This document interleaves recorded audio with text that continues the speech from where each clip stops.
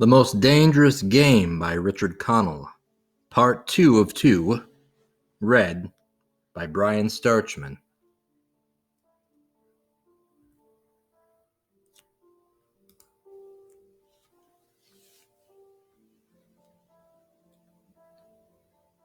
General Zaroff did not appear until luncheon. He was dressed faultlessly in the tweeds of a country squire. He was solicitous about the state of Rainsford health. As for me, sighed the general, I do not feel so well. I am worried, Mr. Rainsford. Last night I detected traces of my old complaint. To Rainsford's questioning glance, the general said, Ennui. Boredom. Then, taking a second helping of crepe Suzette, the general explained. The hunting was not good last night. The fellow lost his head.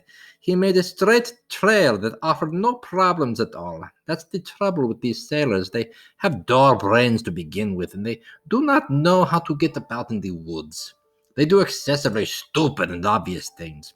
It is most annoying. Will you have another glass of Chablis, Mr. Rainsford?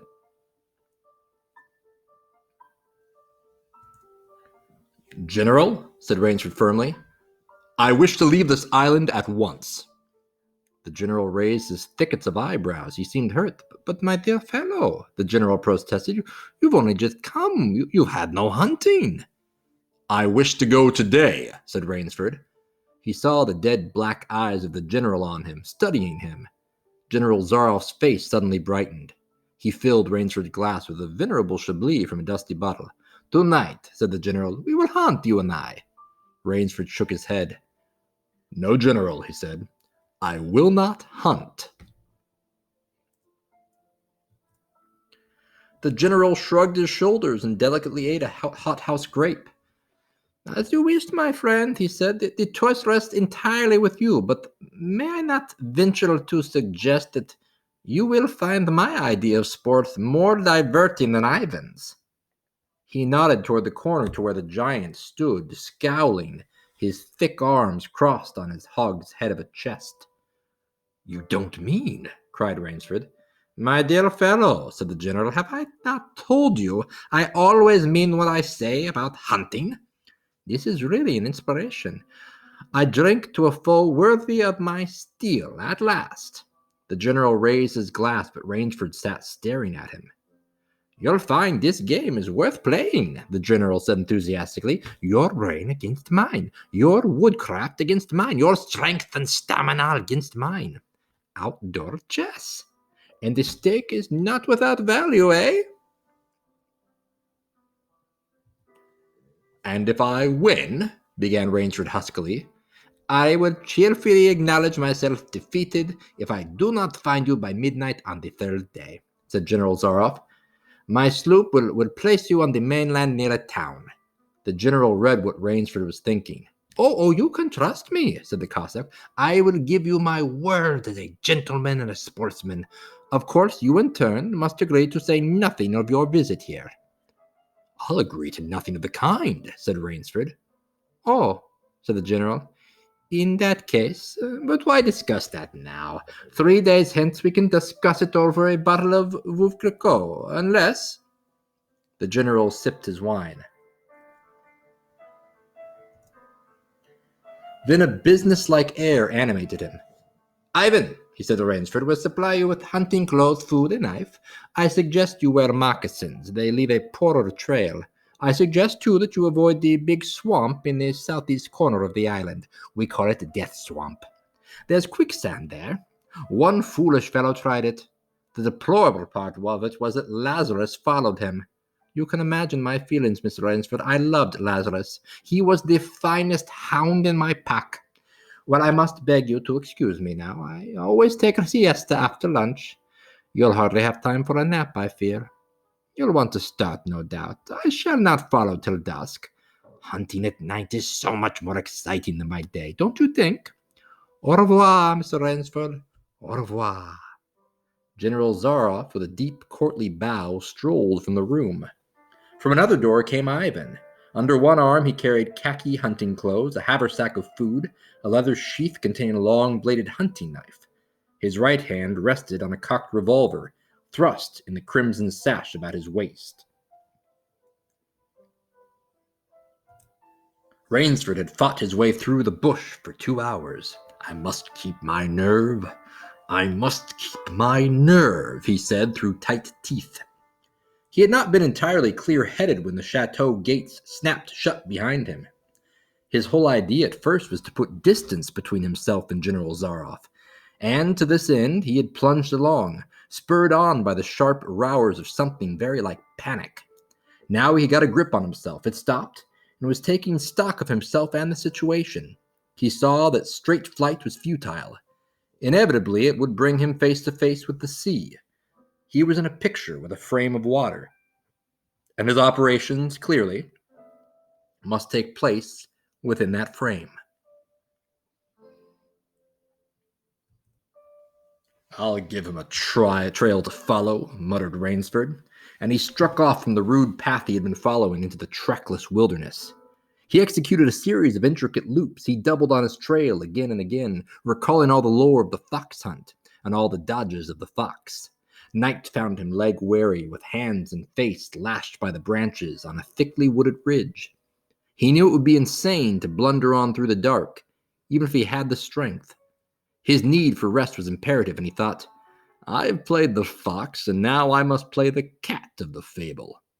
A big tree with a thick trunk and outspread branches was nearby, and taking care to leave not the slightest mark, he climbed up into the crotch and, stretching out on one of the broad limbs, after a fashion rested. Rest brought him new confidence and almost a feeling of security. Even so zealous a hunter as General Zaroff could not trace him there, he told himself. Only the devil himself could follow that complicated trail through the jungle after dark. But perhaps the general was a devil. An apprehensive night crawled slowly by like a wounded snake, and sleep did not visit Rainsford, although the silence of a dead world was on the jungle. Toward morning, when a dingy gray was varnishing the sky, the cry of some startled bird focused Rainsford's attention in that direction. Something was coming through the bush, something slowly, carefully, coming by the same winding way Rainsford had come. He flattened himself down on the limb, and through a screen of leaves almost as thick as tapestry, he watched. That which was approaching was a man. It was General Zaroff. He made his way along with his eyes fixed in utmost concentration on the ground before him. He paused, almost beneath the tree, dropped to his knees, and studied the ground. Rainsford's impulse was to hurl himself down like a panther, but he saw the general's right hand held something metallic. A small automatic pistol. The hunter shook his head several times as if he were puzzled. Then he straightened up and took from his case one of his black cigarettes. Its pungent, incense-like smoke floated up to Rainsford's nostrils. Rainsford held his breath. The general's eyes had left the ground and were traveling inch by inch up the tree. Rainsford froze there, every muscle tensed for a spring. But the sharp eyes of the hunter stopped before they reached the limb where Rainsford lay. A smile spread over his brown face. Very deliberately, he blew a smoke ring into the air. Then he turned his back on the tree and walked carelessly away, back along the trail he had come. The swish of the underbrush against his hunting boots grew fainter and fainter. The pent-up air burst hotly from Rainsford's lungs. Whew! His first thought made him feel sick and numb. The general could follow a trail through the woods at night. He could follow an extremely difficult trail. He must have uncanny powers. Only by the merest chance had the Cossack failed to see his quarry. Rainsford's second thought was even more terrible. It sent a shudder of cold horror through his whole being. Why had the general smiled? Why had he turned back? Rainsford did not want to believe that his reason told him was true, but the truth was as evident as the sun that had by now pushed through the morning mists. The general was playing with him. The general was saving him for another day's sport. The Cossack was the cat, and he was the mouse. Then it was that Rainsford knew the full meaning of terror. I will not lose my nerve. I will not. He slid down from the tree and struck off again into the woods. His face was set, and he forced the machinery of his mind to function. 300 yards from his hiding place, he stopped where a huge dead tree leaned precariously on a smaller living one. Throwing off his sack of food, Rainsford took his knife from its sheath and began to work with all his energy. The job was finished at last, and he threw himself down behind a fallen log 100 feet away. He did not have to wait long. The cat was coming again to play with the mouse. Following the trail with the sureness of a bloodhound came General Zaroff. Nothing escaped those searching black eyes, no crushed blade of grass, no bent twig, no mark, no matter how faint in the moss. So intent was the Cossack on his stalking that he was upon the thing Rainsford had made before he saw it.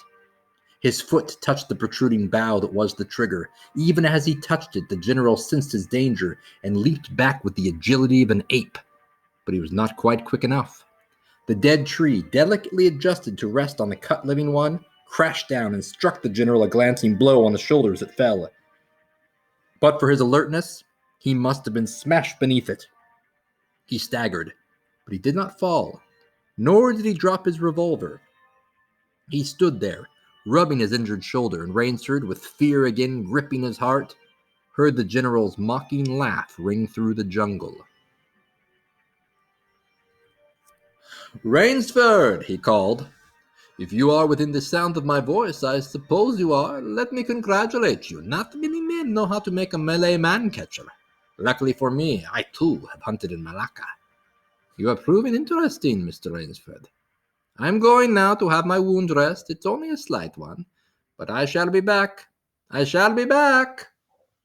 When the general, nursing his bruised shoulder, had gone, Rainsford took up his flight again. It was flight now, a desperate, hopeless flight that carried him on for some hours. Dusk came, and then darkness, and still he pressed on. The sound grew softer under his moccasins. The vegetation grew ranker, denser. Insects bit him savagely. Then as he stepped forward, his foot sank into the ooze.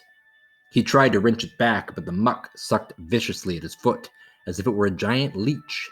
With a violent effort, he tore his feet loose. He knew where he was now. Death Swamp and its quicksand.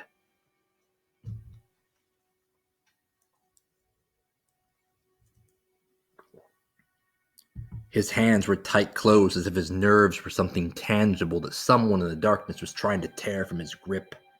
The softness of the earth had given him an idea. He stepped back from the quicksand a dozen feet or so, and, like some huge prehistoric beaver, he began to dig. Rainsford had dug himself in France when a second's delay meant death. That had been a placid pastime compared to his digging now. The pit grew deeper.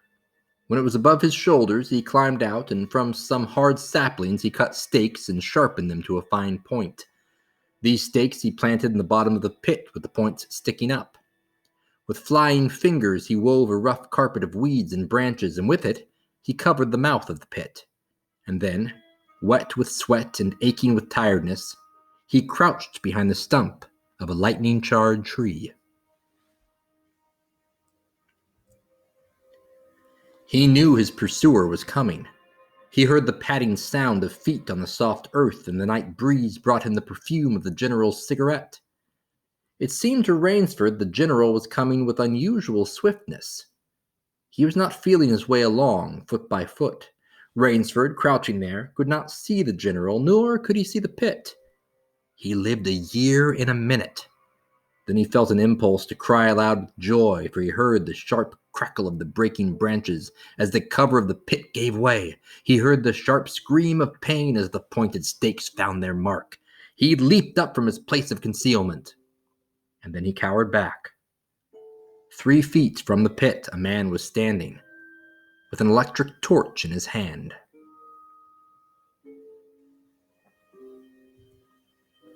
"You've done well, Ransford," the voice of the general called. "Your Burmese tiger pit has claimed one of my best dogs. Again you score. I think, Mr. Ransford, I'll see what you can do against my whole pack. I'm going home for a rest now. Thank you for a most amusing evening." At daybreak, Rainsford, lying near the swamp, was awakened by a sound that made him know that he had new things to learn about fear. It was a distant sound, faint and wavering, but he knew it. It was the baying of a pack of hounds. Rainsford knew he could do one of two things. He could stay where he was and wait. That was suicide. He could flee. That was postponing the inevitable. For a moment he stood there, thinking. An idea that held a wild chance came to him, and tightening his belt, he headed away from the swamp.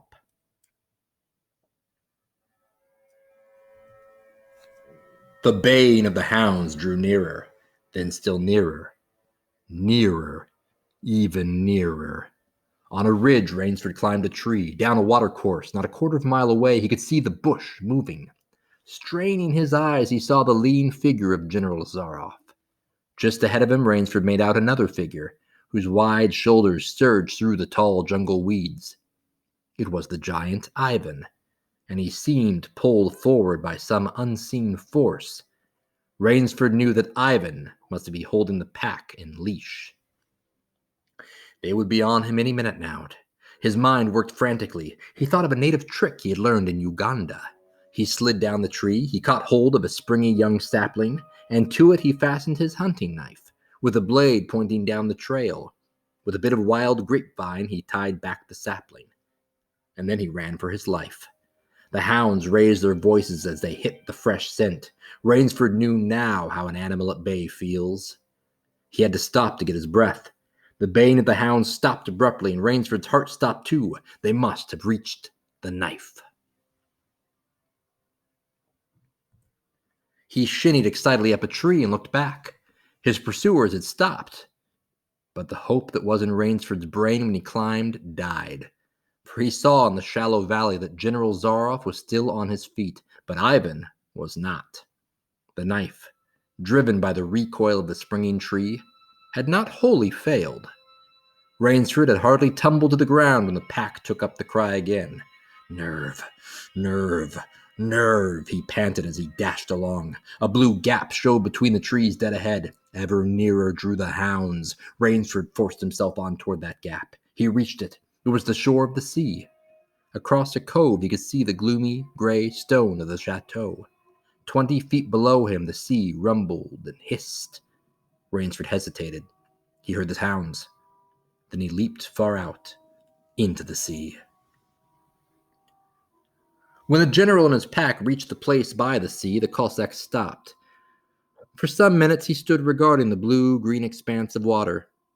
He shrugged his shoulders. Then he sat down, took a drink of brandy from a silver flask, lit a cigarette, and hummed a bit from Madame Butterfly.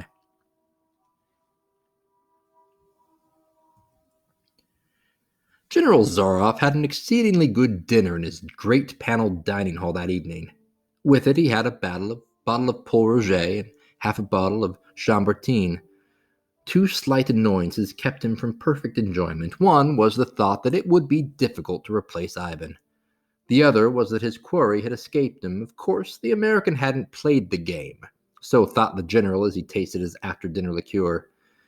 In his library, he read to soothe himself from the works of Marcus Aurelius. At 10, he went up to his bedroom. He was deliciously tired, he said to himself as he locked himself in. There was a little moonlight. So before turning on his light, he went to the window and looked down at the courtyard. He could see the great hounds, and he called, "Better luck another time" to them. And then he switched on the light. A man, who had been hiding in the curtains of the bed, was standing there. "Rainsford!" screamed the general. "How in God's name did you get here?" "Swam," said Rainsford. "I found it quicker than walking through the jungle." The general sucked in his breath and smiled. I congratulate you," he said. "You have won the game." Rainsford did not smile. "I am still a beast at bay," he said in a low, hoarse voice. "Get ready, General Zaroff." The general made one of his deepest bows. "I see," he said. "Splendid. One of us is to furnish a repast for the hounds, and the other will sleep in this very excellent bed. On guard, Rainsford."